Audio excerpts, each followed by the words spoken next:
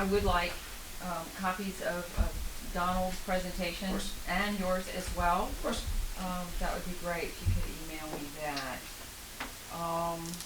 So that's that. And then I know Donald mentioned something about, you know, if a board member here of the authority was going to be involved in a summit or a presentation that y'all all should know.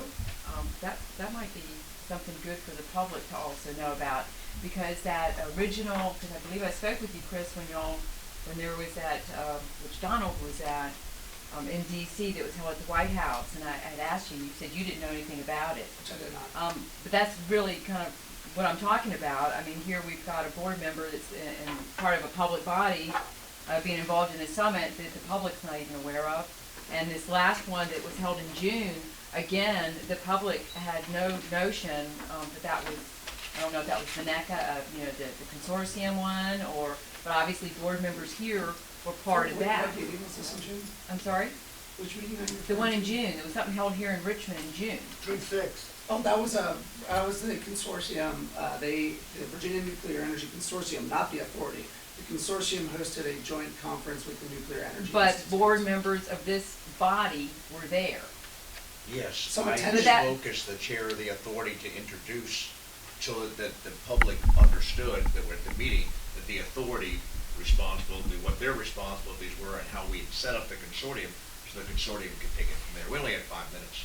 Well, I'm still saying, board members of this public body were there and the public was not informed. That's what I'm talking about. I'm saying So if when it there's comes gonna to be, public notices, we are required by statute to provide public notice for official meetings of the authority, which is when we referenced earlier, when 3 or more members of the authority meet together to discuss authority business. That is when we are required to publicly notice. okay, so there's no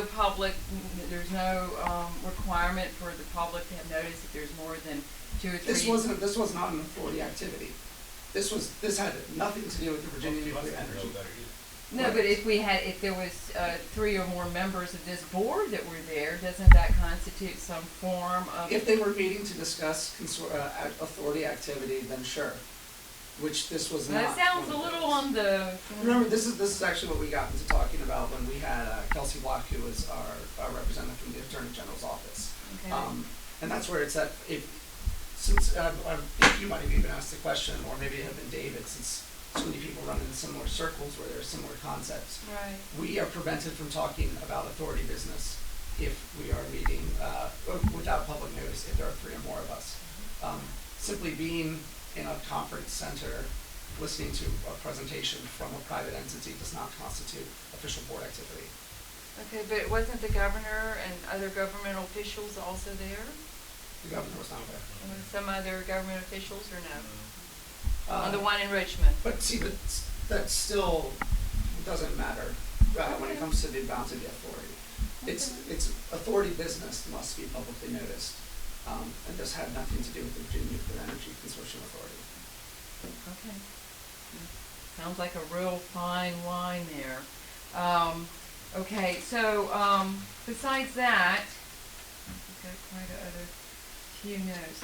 You're gonna send me the presentations. That's good. And you should also, I'll email them to you, but all presentations are generally put online as well in PDF form on our website. Okay, Just well, for future reference. that'll be really good then. And let's see, I know, Chris, you mentioned something about this, the executive order 37 that's coming up on the 57. 57, I can't actually- read my own writing. No. You know what? I actually mislabeled it on the second page, so that's probably my mistake. It's No. Executive Order 57. Okay, so, that is something that will be open to the public? There will be some form of public comment. I am not sure what that entails at this point. I am simply the messenger here, but they will, as soon as I learn about that, I'll disseminate that information as well. Okay, great. Yeah, I probably had a few other issues on some of these things. Well, I did want to mention that obviously on the 23rd of this month, this past week, it marked 5 years of our 5.8 earthquake here in Virginia. And of course, it was one of the largest earthquakes felt on the east in more than a century. That also took North Anna 1 and 2 offline. Of course, the citizens are concerned as well as what it comes down to is our Virginia State geologist David Spears. And he's been working with researchers from around the county to study the quake for the past 5 years. And of course the epicenter of that quake in particular was 11 miles from North Anna. They've placed sensors around ever since the quake, and I thought it was hundreds of aftershocks, but what it comes out to, it's actually over 1,000 aftershocks since that quake, and actually some other minor, smaller earthquakes. We've had 2 in the past month, small earthquakes. We've had 20 for this past year. And the reason why I'm also mentioning this is because Spears is working with the county and regional planners to develop hazard mitigation plans that consider earthquakes.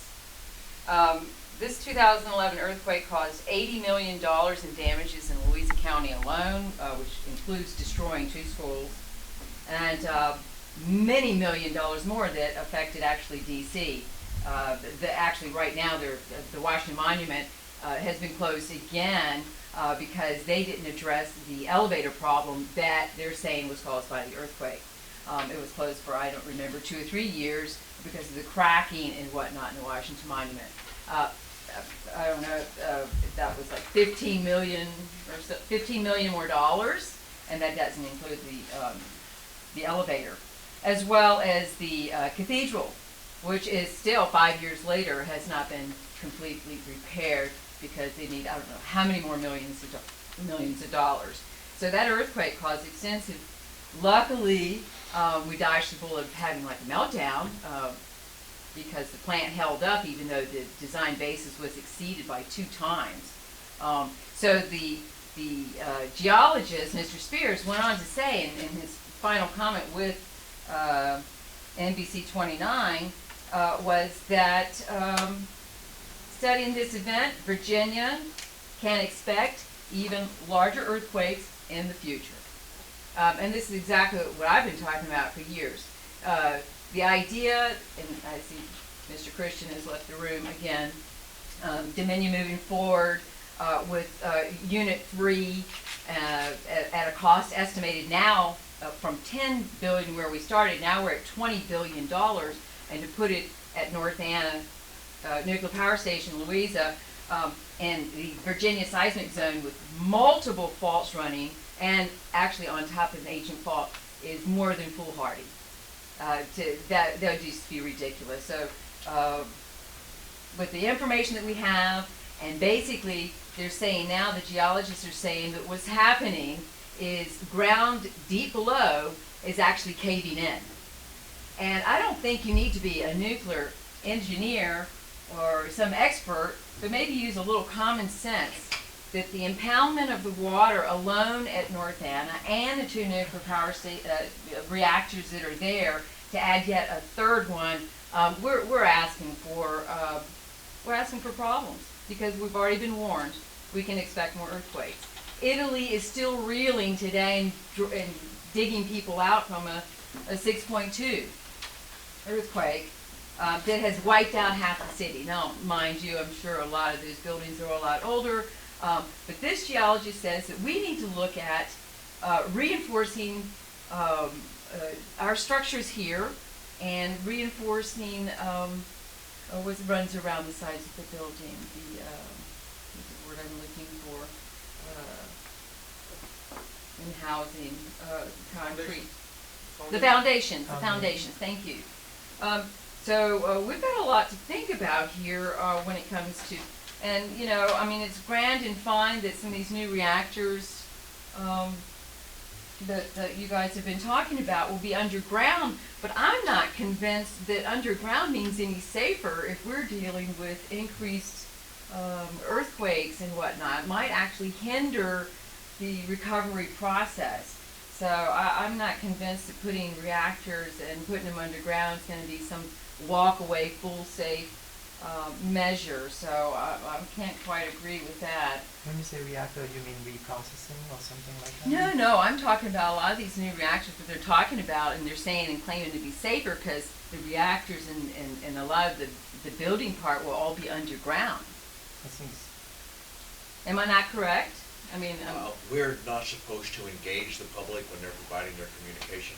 Oh, okay, I'm sorry. We're not supposed to debate their positions, because Oh, that's okay. not what this is for. well, They're no, that's allowed not to- actually, I'm sorry, Don, it's not a sorry. debate, that's just a fact. And I think even his presentation shows it's gonna be underground, so, Well, I mean, y'all. understand that, but- Oh, okay, I didn't know, this is my first time. I understand. What I'm getting at is that what is a fact to you may not be a fact to us, or a fact indeed at all. So indeed, we have the responsibility to sit here with the knowledge and experience and expertise we have and hear what your concerns are and make sure we consider them in the conduct of operations that we do. And you can rest assured that nobody in their right mind would build anything in a place that they thought would not be able to function because of the impact of an earthquake, from no other reason, from economic reasons. So as you can well imagine, all of us are as concerned about safety as you are. I promise you, there's none of us that aren't concerned about safety or the safety of our individual families, public, and obviously the economic viability of whatever facilities we construct and operate. Well, and I can guarantee you, I don't know if anyone at this table lives as close to North Anna as I do. Or maybe no one here even lives in Richmond, I don't know, maybe Chris does? All right, do you live in Richmond? I'm just simply saying. My parents too. I'm simply saying that concern of safety, North Anna has a history. It was knowingly, as BEPCO and the Atomic Agency, before it became the NRC and before it became Dominion, even though Virginia Electric still has some portion of control of North Anna, but it was knowingly built on a fault, an ancient fault, and William and Mary's geologist shows diagrams where the ancient fault runs right under the plant. BEPCO was charged and fined $32,000 back in the 70s. All that mix-up somehow allowed the procedure to continue to be built. So the idea to build yet a third nuclear reactor there is ridiculous, especially at the cost, especially that this design has never been built or commercially operated anywhere in the world. It does nothing to solve our nuclear waste problem. So, I mean, as a concerned citizen, I can tell you, this proposal is ridiculous. I want this board and I want the nuclear energy industry at large to really concentrate on waste storage. And we need the very best containers possible. I mean, this idea with the Department of Energy and the industry talking about these temporary interim storage places either in Texas or New Mexico to hold waste, temporarily is ridiculous. That's not a solution for nuclear waste. We want y'all to figure out a solution, but that's not a solution.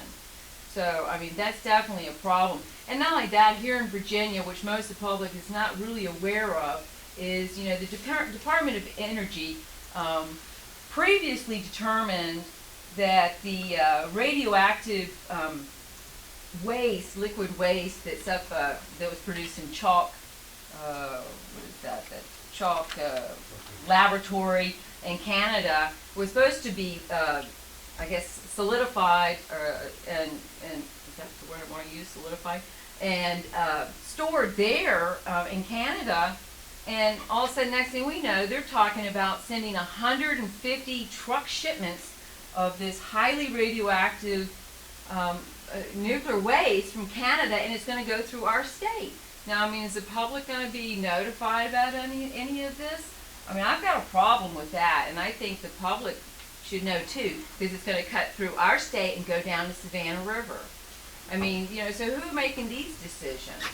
I mean, I think that's a horrible idea. And I guess the other question, as everybody, some people are starting to leave, when you have a meeting that has a quorum, what happens when you fall below the number of a quorum? We cannot make any more decisions on behalf of the authority. Okay. We can still continue to conduct the meeting, but we could not conduct any actions that would require a board authority action or vote. Okay, that's good. And I guess, with that, I guess one of my last things I wanted to mention is, this industry can continue to say that they're clean and green. But really, if you want to convince the public, we want to see what the CO2 emissions look like when you have to look at the entire fuel cycle, the entire nuclear fuel cycle, from the uranium mining storage of that waste and tailings, milling, processing, making the fuel, transportation, the building of the structures, and then take it on out to, I don't know how many thousands of years that we're going to have to store this waste. There is no solution for the waste. So let's see what that whole CO2 cycle looks like, and then maybe we'll be convinced that nuclear energy actually is really green and clean. And I want to finish on something. I thought I saw one of the most remarkable videos, and you guys can look for it online too, by Tony Seba's, S-E-B-A, Clean Disruption keynote presentation at Swedbank Nordic Energy Summit, Oslo, Norway, March 17, 2016. Basically, sorry folks, the paradigm shift has already begun. The thing is, turn of the century, 1900s, New York, he shows 2 slides. One, you see horse and buggies on the road, 1 car. 13 years later, you see all cars, 1 horse and buggy. What we've seen in recent years is we've seen from records or 8-track tapes, records, 8-track tapes, CDs. We've seen ported telephone, cell phone. The game's already over because really, all in all, solar prices are plummeting. New battery storage, and that's all y'all been complaining about, is renewables can't do it because the wind isn't always blowing and the sun isn't always shining. But the reality is all the new batteries are coming on board. We're moving so quickly, so fast, and it's so much cheaper. It doesn't have the risk of the waste. It doesn't have the inherent risk of the terrorism aspect, and it's gone. I mean, basically, it's a paradigm shift happening, so it's ridiculous to ask the public to spend millions, billions of dollars and take on the inherent risk of nuclear energy because it's just not there. And there was one other point I wanted to mention, and then I'll wrap it up because it was something in particular I wanted to mention. Of course, I've got always too many notes. It's on the tip of my tongue, too.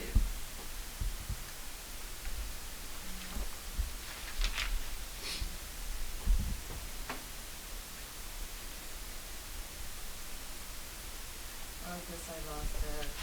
I get going and I lost that thought.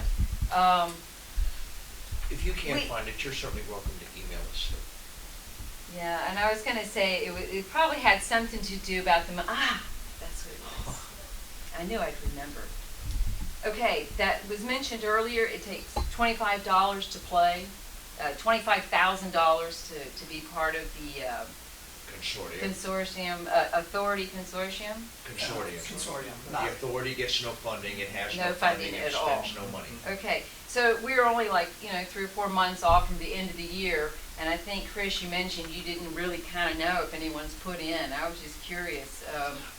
So they have the same membership roster that they had when they originally Yeah, started. same membership roster, Yeah, everybody I've asked him still for donated. his confirmation of it, but I'm certain Yeah. it's been put in. Otherwise, they would not be able to conduct their operations because of the fact they have a cost of what they do. But again, that's the consortium, which Yes, is I not a have subject for the I have no authority. knowledge of the workings of their financials whatsoever. Okay, so in other words, by saying, the public doesn't know what universities have put in the 25,000. You can see the membership roster.